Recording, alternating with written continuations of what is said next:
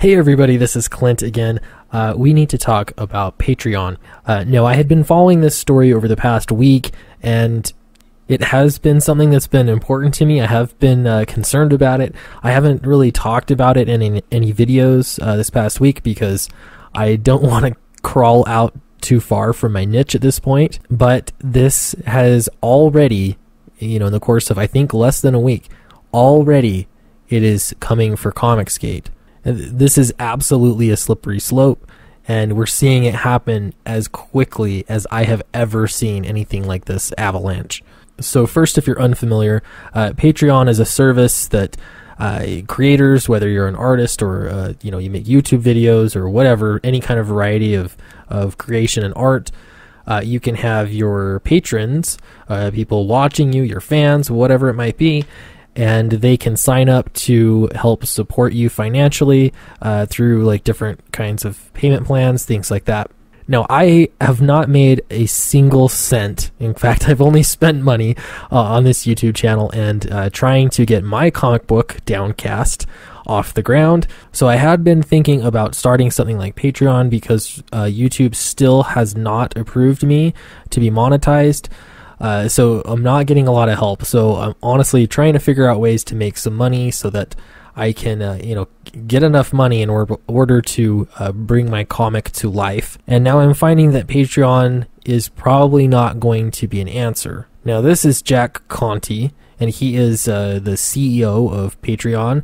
And I'm going to let him explain in his own words as to why they would ban somebody from Patreon, why they would kick them off so that fans that enjoy a creator's work are unable to give money to that creator and support that creator. Some people are really upset about this. Some people have even accused Patreon of making decisions based on political ideology, so I'd like to clear all that up right now. Content policy and the decision to remove a creator page has absolutely nothing to do with politics and ideology, and has everything to do with a concept called manifest observable behavior. The purpose of using manifest observable behavior is to remove personal values and beliefs when the Okay, so I watched this a little bit longer, and I was hoping he'd explain what he means by manifest observable behavior, and he doesn't even really give us a great definition there. He's basically saying if he sees something that there's evidence for, there's like a video recording or audio or something, there's some kind of evidence of somebody participating in a behavior that they don't like, and that this is where the gray area comes. There's all sorts of visual evidence and manifest, what is this nonsensical statement? Manifest observable behavior. This is a made-up term. It's 3 words put together. It's made up. And the thing here is that it sort of looks like it's a legal phrase, or it's something, usually if you're going through the law, there's certain words or concepts that have more meaning behind them. This is it's meant to sound like it's very precise, but it's not precise, and it can't be precise. It is so subjective. So for Jack to say that this has nothing to do with political ideology, it absolutely does have everything to do with political ideology. I have not seen anybody on the far left that has been banned or deplatformed from Patreon, or really anybody else, honestly. I haven't seen anything happen. So this is a problem. Sargon of Akkad was deplatformed because he said the N-word on a stream, and I didn't actually listen to the entire stream. I did hear the section of it. He was actually talking against white supremacists. He was using the term, and he was speaking against white supremacists. So it doesn't really make sense to me why just uttering the word. Context means nothing. It's just there is a banned word you cannot say. Now, I realize I'm going to get a lot of people in the comments section saying that Patreon's a private company and they can do whatever they want. Yes, that's true. The problem is that these private companies are colluding together, and they have massive amounts of power, and they're able to shut people down. And when I say shut them down, I mean destroy their livelihood. They're able to not only that, but silence them. And again, this reminds me of Alex Jones, because for him, when Alex Jones was deplatformed, it wasn't just one company deplatforming him. It was a collusion. Large companies colluded together to deplatform him. Now, I I only know what you know, but I have a sinking feeling that this is going to continue, and it's going to get bigger and bigger. Once somebody is unpersoned, once they're deplatformed, they're just shut down, and they're unable to continue anymore. I mean, we've got to find alternatives. Obviously, Alex Jones isn't totally stopped, and Sargon of Akkad hasn't totally stopped.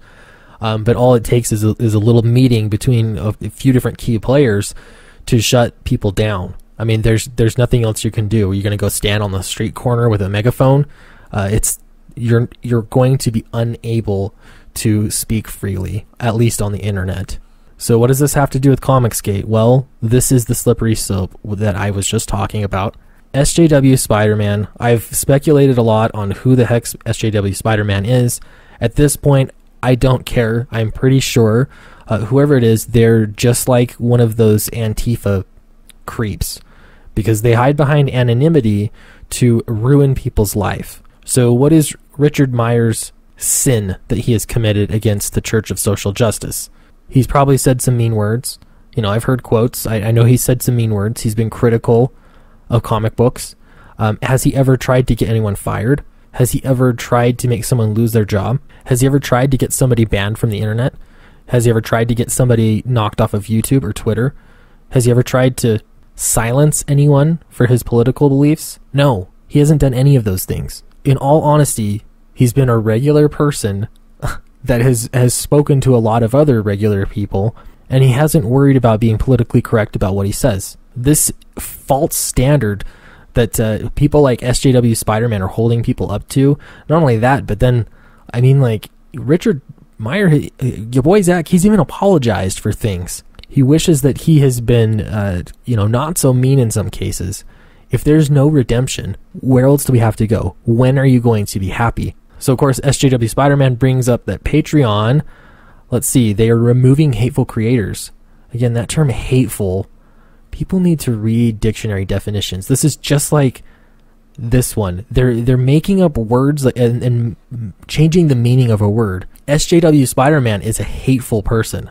I don't know who they are, but I know they're hateful because SJW Spider-Man spends forever, all day long, all night long, just watching videos, curating clips, and trying anything that he can to destroy comicsgate, and more specifically, your boy Zach. He continues, help them out. Follow the images provided to get to the reporting page. Ask for links with videos with video evidence. Oh, they ask for links with video evidence. Yeah, so this is that, again, manifest observable behavior. They're going to find evidence of him saying a naughty word and then ban him from Patreon. Now, where could you find that? Wink, wink. Well, let's see. You've only been spending all of your waking hours combing through videos to try and find things that you have decided are hateful, because you are the one determining what people can and can't say. This is disgusting. I don't know why this is any of your concern. This burns me up. So next I wanted to point out, this is a slightly different angle, but I also think this is important, and this is Comic Girl Ava. She said, just wanted to let everyone know that I'm not disappearing again. I just had a coworker make an issue out of my tweets and YouTube content. I have to have a job, so I'm trying to figure out the best way to move forward. Hope everyone understands. Okay, so this is not from the internet, but this is people in real life that because they don't like your Twitter account or your YouTube channel, they're going to make work hard for you. Now, I worry about this a little bit for my work. The more that I've thought about this, and I've spent a lot of time thinking about it, I haven't done anything online that I regret doing. I mean, sometimes I wish I could word things a little differently, but overall, like, there's nothing that I've done that I'm ashamed of online. There's nothing I said that I wouldn't say in person to anybody. I'm stating my opinions. Yes, I have political opinions. I'm allowed to have those in this country. I'm also allowed to have opinions about comic books. So this upsets me because it makes you feel like you need to be anonymous in order to be able to be free. And to me, being anonymous is not being free. If you have to pretend that you're not a real person in order for you to express your thoughts and opinions, that is not freedom to me. I want to be able to publish books. I want to be able to go to a book signing or go to a Comic-Con and I want to be able to meet people and talk to people and make friends. And I don't want coworkers or anybody else determining who I can and can't talk to. Now, fortunately for me, I live in a relatively conservative state, and I've already been preparing things. Should I become doxxed, or eventually, I'm going to publish a book, and so I'm planning full well that my identity will get out there eventually, because I'm not planning on stopping this. It's just really sad that you have to go through so much effort in order to be able to feed your children and hold down a job because your opinions are different than these crazy extremists that seem to have settled in everywhere. And this gets even closer to home. You may have seen this creep. It's someone that's anonymous, and to me this just shows, I just see a black mask. This is Antifa, but the internet version. And of course he's going to choose some fictional serial killer because I don't know, either he has mommy issues or he's trying to sound a lot more scary than he really is. Norman Bates says, been working for months and finally have what I need to take comicsgate down, including the losers I've spoken of many times. I win, losers. I'm talking specifics this time, including Unranked Chevron, DC Fans United, Midnight Cherry, Tristan, Sweetcast, and Elasmat. Now, I can guarantee you the only thing this person has ever seen from me has been anything I've published on YouTube. It's all open and to the public. I don't care if you show it to people. I mean, I'll take the views, honestly. I don't care. But when you threaten to take me down, I mean, what does that mean? I'm not making any money from this, so you certainly can't be taking money out of my pocket. If you've figured out somehow how you can dox me, I've already prepared for that. There's very minimal damage that you could do at this point. And in all honesty, this is just a scare tactic. This is to make me feel afraid to say anything or to let my identity be known. And this isn't freedom. Okay, so Jordan Peterson, I don't know where you stand with Jordan Peterson. I really, really admire Jordan Peterson. I've watched for, a couple of years now, I think. I've been watching a lot of his videos, his lectures.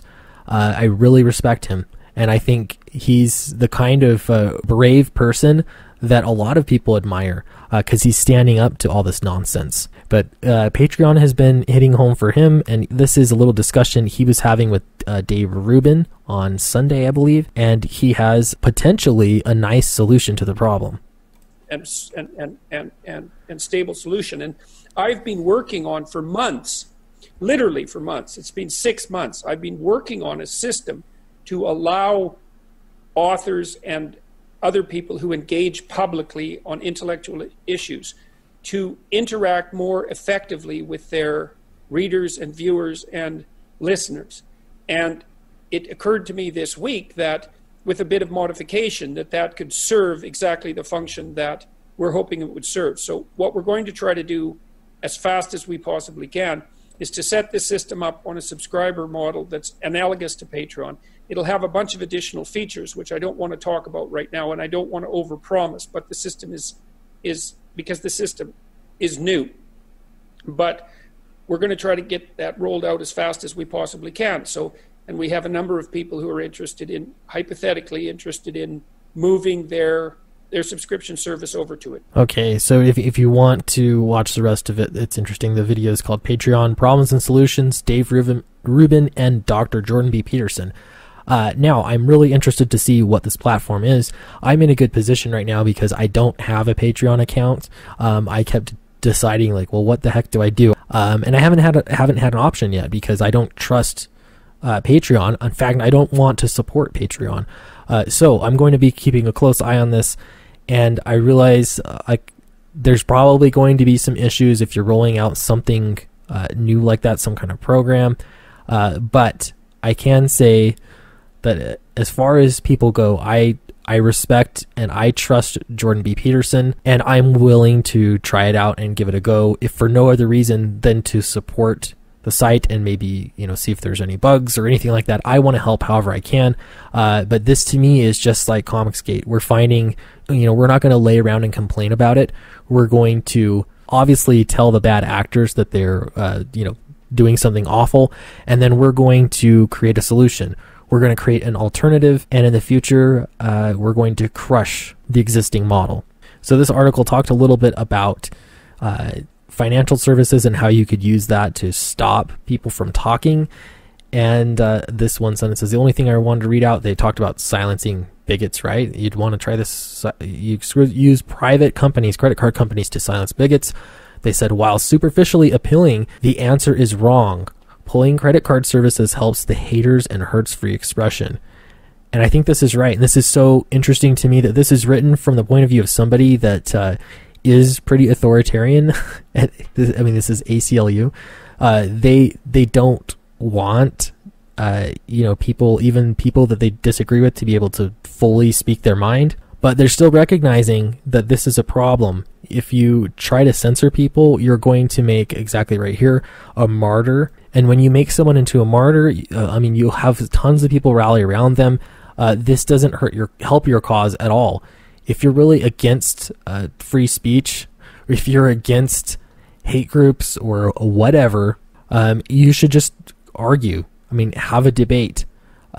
Build your own thing that's better than their thing. Tearing somebody else down in the big picture doesn't help you.